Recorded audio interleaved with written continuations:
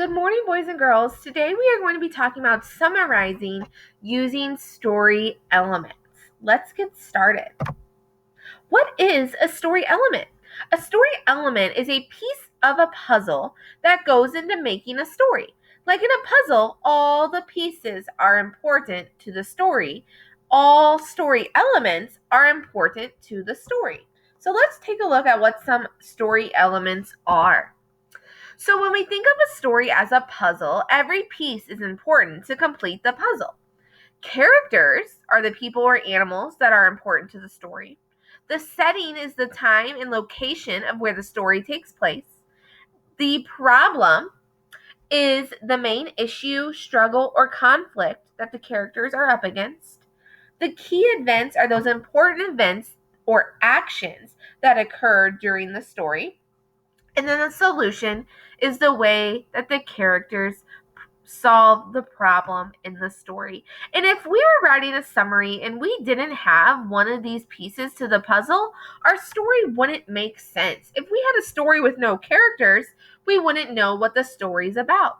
If we had a story with no problem, I promise it probably wouldn't be too interesting.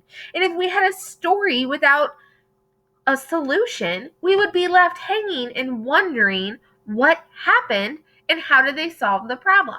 So when we give a summary, it's really important to include all these parts of a summary and all these pieces to the puzzle.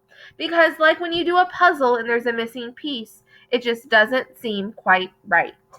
On my next slide I have for you guys, you are going to be watching this video on story elements, and you may want to take some notes on this to help you when you're writing about your reading today in your Google Classroom assignment.